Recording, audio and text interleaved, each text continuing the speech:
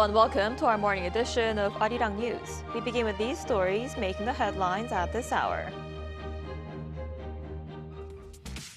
U.S. President Donald Trump has sent conflicting messages on the war with Iran, saying it'll be over pretty quickly, but also adding that the U.S. hasn't won enough yet. He also said he talked to Russia's Putin about the Middle East and said Moscow wants to be helpful.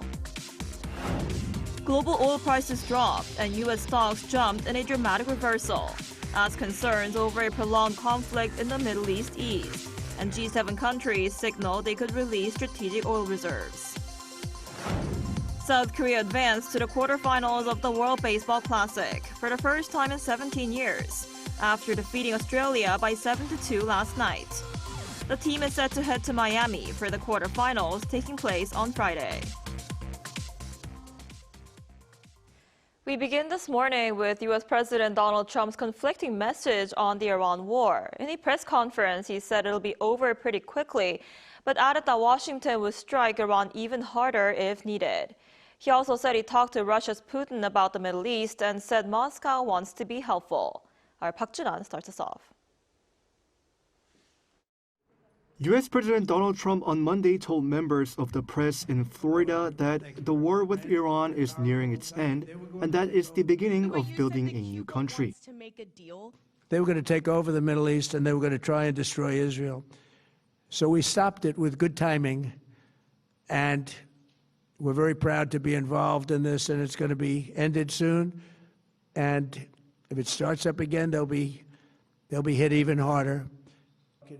Following a reporter's question about what he meant when he stated that the U.S. was already victorious but had not won enough, Trump said that ultimately he wanted to stop Iran from having the capacity to develop weapons that could be used to strike the U.S., Israel, or any U.S. allies. He also reiterated that Iran was preparing to strike U.S. allies and attempt to take over the Middle East if the United States had not acted first. Trump also said he spoke with Russian President Vladimir Putin on Monday regarding the settlement of conflicts in the Middle East and between Russia and Ukraine. He said Putin wants to be helpful with the situation in the Middle East and added that he told Putin that being helpful would be ending the war with Ukraine. Since the war started on February 28th, U.S. and Israeli strikes have hit military command centers, nuclear sites, missile and air defense facilities, and oil infrastructures, severely degrading Iran's military capabilities.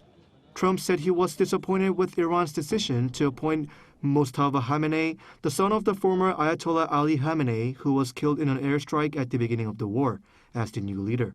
He also warned Iran against further escalation and hinted at potential U.S. control over the Strait of Hormuz, a key route used for importing over 70% of South Korea's oil.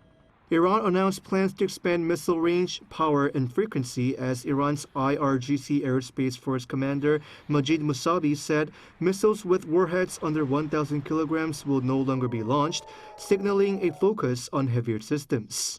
Park Jun-an, Arirang News. And South Korea's foreign ministry has been urging Koreans in 7 Middle Eastern countries affected by the war to leave. But airport shutdowns and widespread flight disruptions are complicating evacuations. We're joined today by Kim Shin-young, who currently lives in Qatar.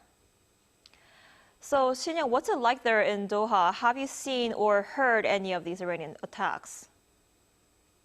So in Doha, when the war or the conflict started on February 28th, myself and other residents have heard loud sounds. But actually in the past few days, it has not been on a single day basis, but was more of a 2-day basis where we have heard loud sounds in the sky.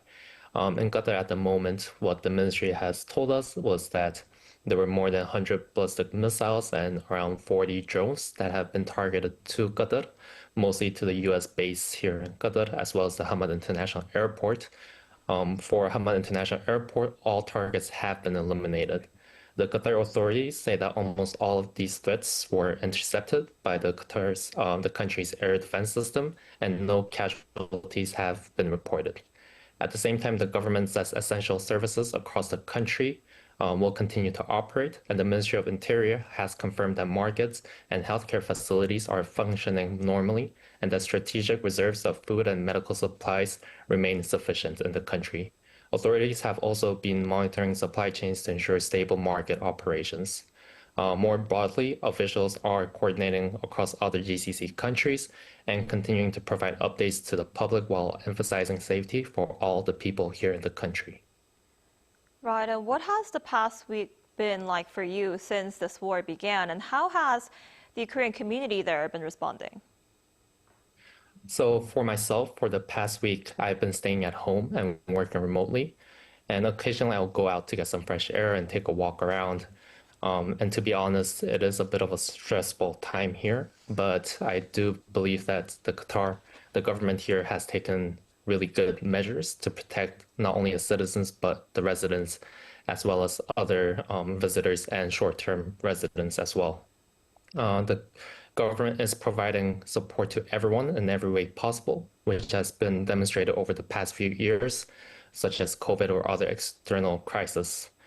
Because of that, I do trust that the Qatari government will do everything it can to ensure that everyone here remains safe.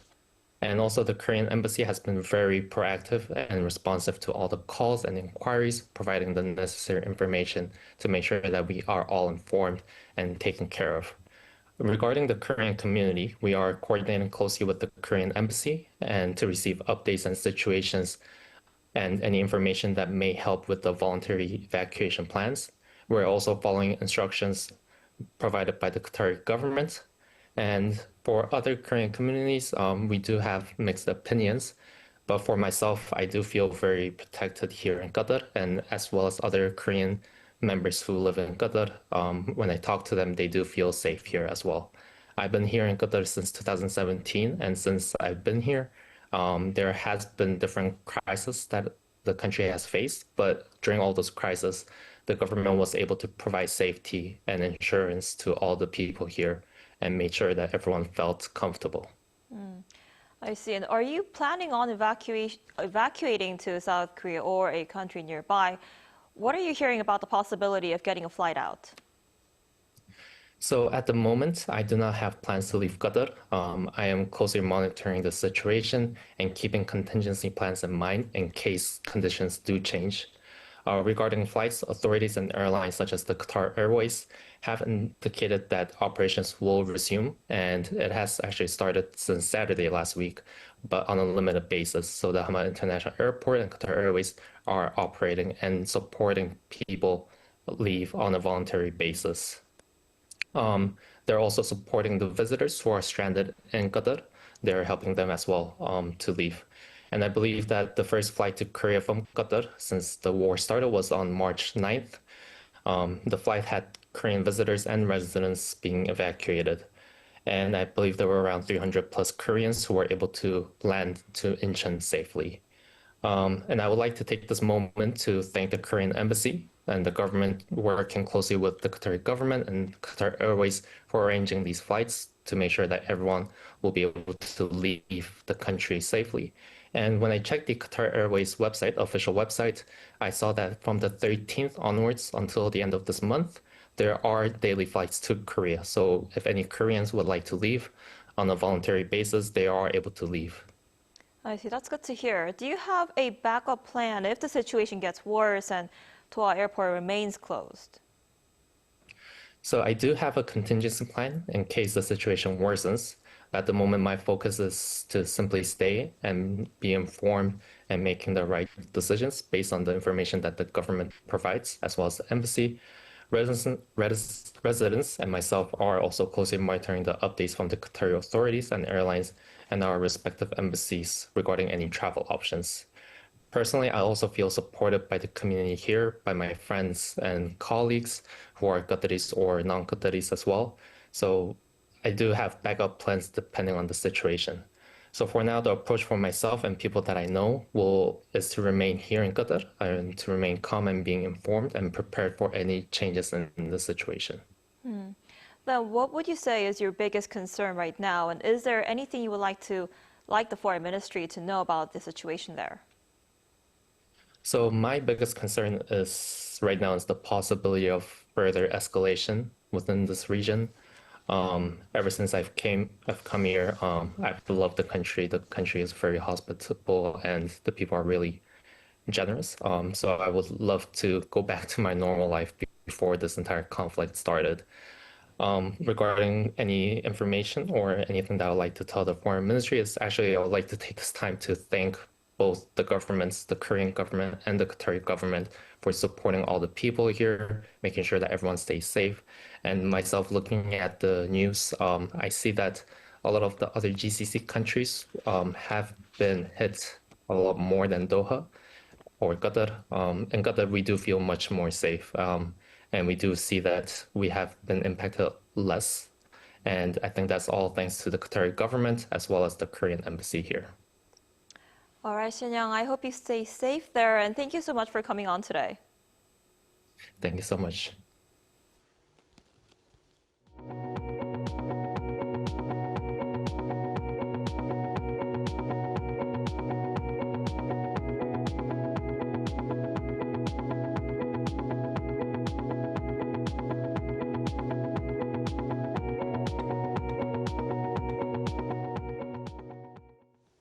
Oil prices and U.S. stocks swung sharply as markets reacted to developments in the Iran war and fears of supply disruptions. Prices later fell and stocks rebounded after the G7 signaled possible oil reserve releases. And U.S. President Donald Trump suggested the conflict was nearing an end. Our Lee Seung-jae has more. Global oil markets and U.S. stocks swung sharply on Monday as investors reacted to developments in the Iran war.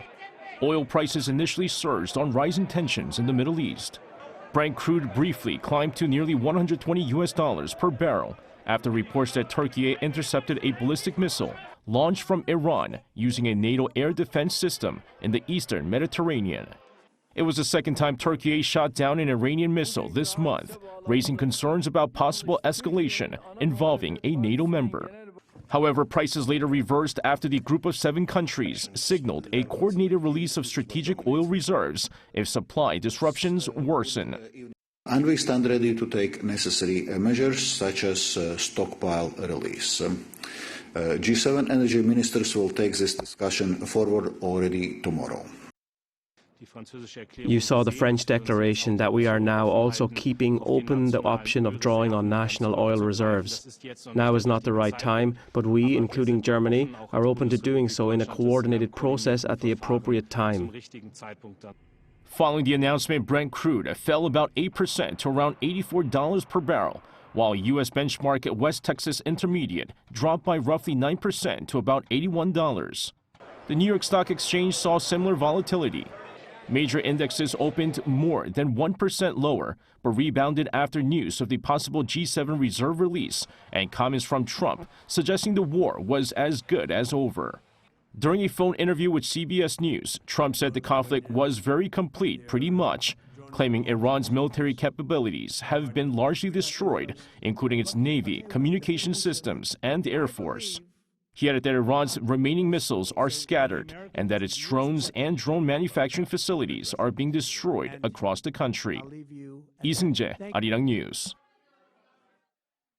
Here on the local front, President Lee Jae-myung presided over an emergency meeting on Monday to check on the impact of the conflict in the Middle East on the local economy. He urged for price caps to be placed on oil products to bring down energy costs. Our Blue House correspondent Yoon Jung-min reports. Devising preemptive measures that can cover worst-case scenarios with a sense of urgency. That was President Lee Jae-myung at an emergency meeting of economy-related officials on Monday, which was organized as the conflict in the Middle East continues to pose risks on the local and global economies. 필요한 경우에는 100조 원 규모로 마련되어 있는 시장 안정 프로그램을 적극적으로 확대하고 정부와 중앙은행 차원의 추가 조치도 선제적으로 준비해야 되겠습니다. President Lee once again called for strong measures against price collusion related to oil products and mentioned the need to stabilize prices.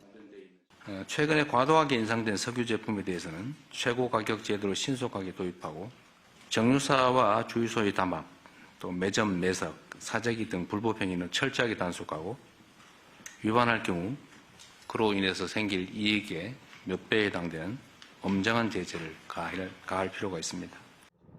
Noting that the country is highly dependent on energy imports, Lee called for the need to look for alternative measures to bring down energy costs and ease the burden on the lives of the people. 전략적 협력 국가들과 공조해서 호르무즈 해협을 경유하지 않는 대체 공급선을 신속하게 발굴하면 좋겠습니다. The meeting was attended by officials in charge of finance, industry, and energy, among others. The Industry Ministry will expedite related administrative actions so the price cap can be imposed within this week. The President also ordered officials to review expanding fuel tax cuts and directly providing support to consumers. Tackling the economic challenges will be the single most visited topic this week, with the president urging the officials to turn the crisis into an opportunity. On top of that, President Lee is looking to reform the economic system in a more fundamental way. Yoon Jung-min, Arirang News.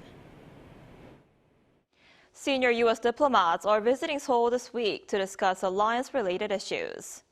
Seoul's Foreign Ministry said U.S. Assistant Secretary of State for East Asian and Pacific Affairs Michael DeSombri will visit Korea from Wednesday to Sunday.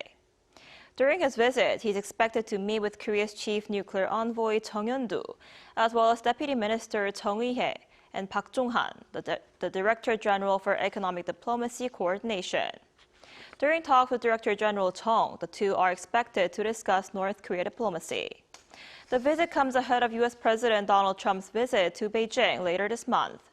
The two may also discuss the ongoing situation in the Middle East. And South Korea on Monday also began excavating the remains of South Korean soldiers killed during the Korean War. Work will be carried out at 34 sites across 22 cities and counties nationwide, including Paju and Yeoncheon, major battlefields from the war. This year, the Defense Ministry aims to find 200 remains, secure 10,000 gene samples from bereaved family members, and disclose the identities of 20 fallen soldiers. The ministry will also carry out international cooperation efforts, such as a joint excavation project with Australia and the mutual repatriation of remains with the United States.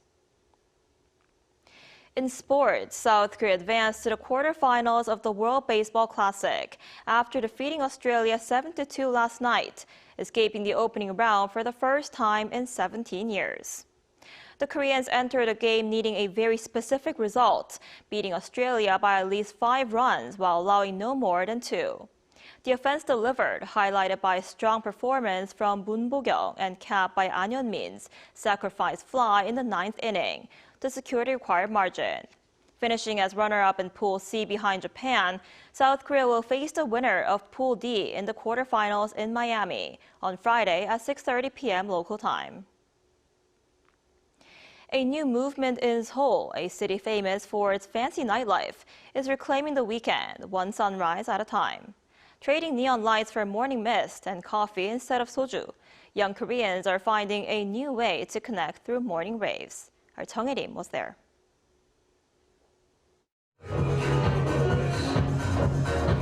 It's 9 a.m. on a Saturday. While the rest of the city is just waking up, this space is already filled with contagious energy. Let's take a look here at a morning rave in Seoul.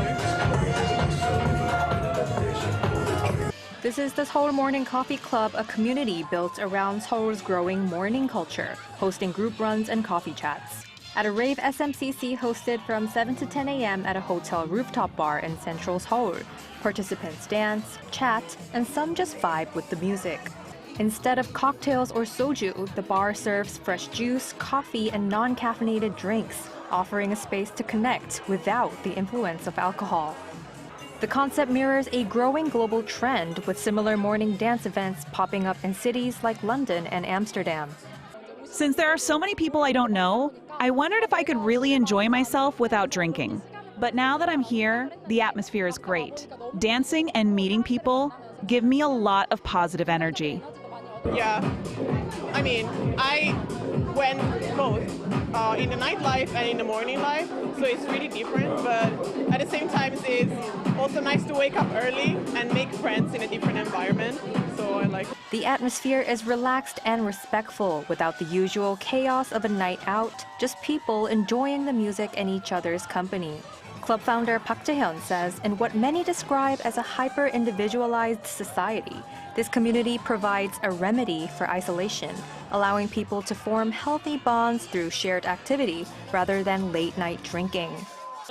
I'm a morning person, and because of that, I realized Korea doesn't have a lot of morning activities. I started by searching for cafes that open early and meeting people there. It turned into this huge community, and people seem to find comfort and feel less lonely through these morning interactions. People always say they wish weekends were longer. If you choose to go out in the morning, it'll only be 10 a.m. when you get back home. Korea was once dubbed as the land of the morning calm, but it's a different story for youngsters. For a growing number of young people, mornings are anything but calm. 정혜림, Arirang News.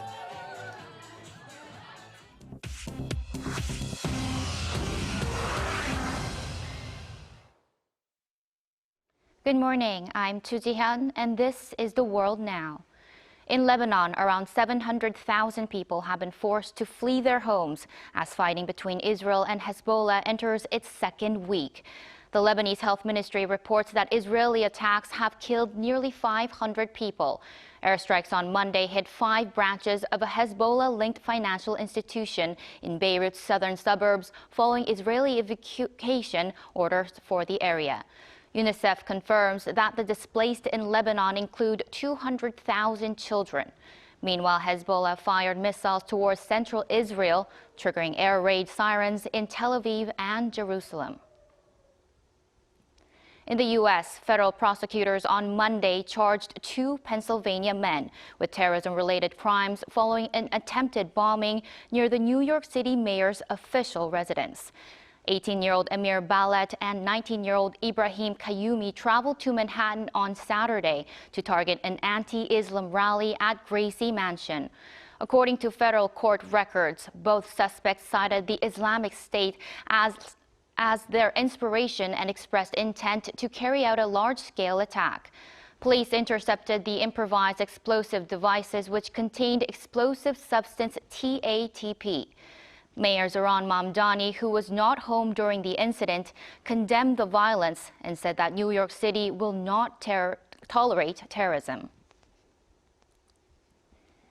AI giant Anthropic has filed a lawsuit to block the Pentagon from placing the company on a national security blacklist. The legal action on Monday follows Defense Secretary Pete Hegseth's decision to designate Anthropic as a supply chain risk after the company refused to remove guardrails against using its AI for autonomous weapons. Anthropic argues the designation violates its free speech and due process rights. The Pentagon maintains that U.S. law, not private companies, determines the use of AI for national defense. Los Angeles police arrested a 35-year-old woman on Monday after she allegedly fired a rifle at pop star Rihanna's gated estate. Authorities responded to reports of 10 gunshots in the Beverly Hills area on Sunday afternoon and recovered a weapon at the scene. Investigators found at least 5 bullet holes in the front gate of the property, though no injuries were reported. The suspect, identified in news reports as Ivana Ortiz, remains in custody on suspicion of attempted murder with bail set at $10 million. It remains unclear if Rihanna or her family were inside the residence at the time. Police have not yet established a motive or a known connection between the suspect and the pop star.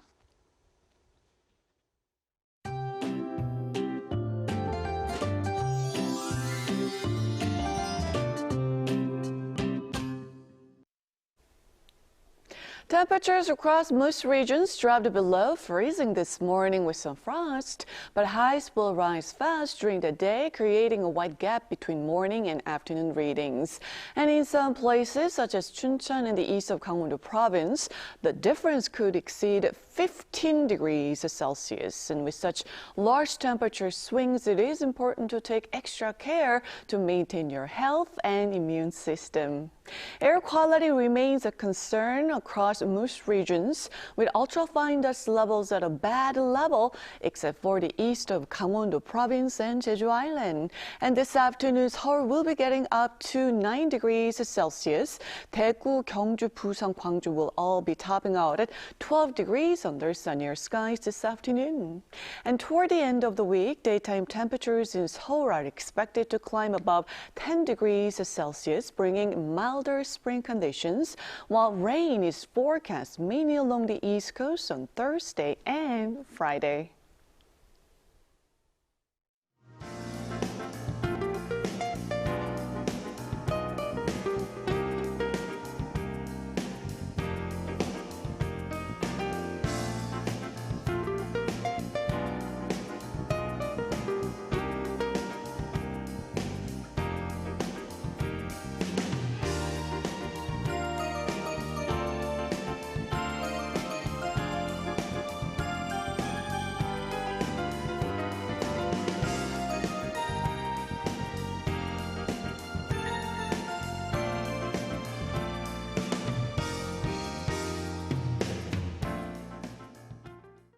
That's all we have for this morning. Arirang News will be back at noon Korea time. Thanks for watching.